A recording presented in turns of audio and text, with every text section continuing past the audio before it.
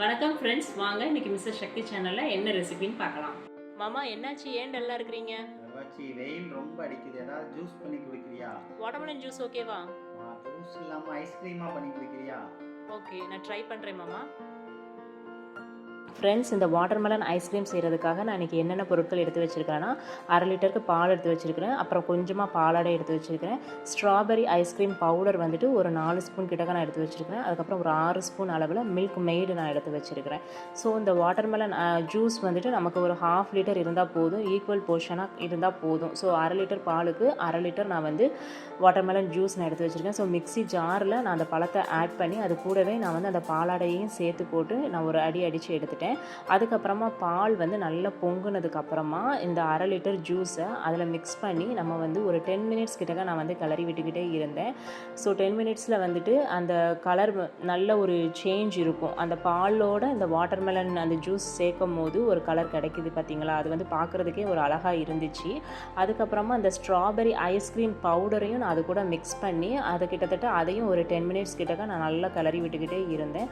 அதுக்கப்புறமா எடுத்து வச்சுருக்கிற அந்த 6 ஸ்பூன் மில்க் மேடையும் நான் அது கூட ஆட் பண்ணி ஒரு 20 மினிட்ஸ் கிட்டக்க நல்லா அடிப்பிடிக்காமல் கிளறி விட்டுக்கிட்டே இருந்தேன். ஸோ ஃபைனலாக எனக்கு எப்படி வந்துச்சு அப்படின்னு சொல்லிட்டு பார்த்தீங்கன்னா, நல்ல ஒரு கன்சிஸ்டன்சியில் எனக்கு வந்து கிடச்சிருந்துச்சு. அந்த கலருமே பார்க்குறதுக்கு அவ்வளோ ஒரு அழகாக இருந்துச்சு, ஸ்மெல்லுமே நல்லா இருந்துச்சு.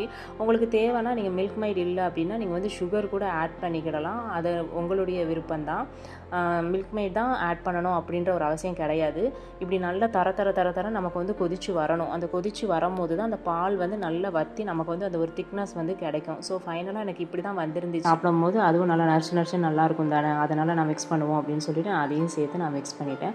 அதுக்கப்புறமா நான் என்ன செஞ்சேன்னு சொல்லிட்டு பார்த்தீங்கன்னா, அந்த ஐஸ்கிரீம் நம்ம தனியாக சாப்பிட்றத விட ஒரு ஜூஸோடு நம்ம வந்து மிக்ஸ் பண்ணி சாப்பிட்டா நல்லாயிருக்கும் அப்படின்றதுனால ஒரு ஷேக் மாதிரி ஸோ வாட்டர்மெலன் ஜூஸ் நான் ரெடி பண்ண ஆரம்பிச்சிட்டேன்.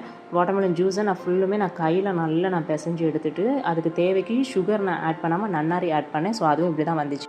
அதுக்கப்புறமா என்ன, ஓவர் நைட்டாக ஃப்ரீசரில் வச்சுருந்த ஐஸ்கிரீமை எடுத்து அதை அந்த ஜூஸோடு சர்வ் பண்ணி என் ஹஸ்பண்ட் கிட்ட கொடுத்தேன். அவங்க டேஸ்டிங் பண்ணிவிட்டு அசந்து போயிட்டாங்க. அந்த அளவுக்கு இந்த ஷேக் வந்து பர்ஃபெக்டாக வந்துருந்துச்சு.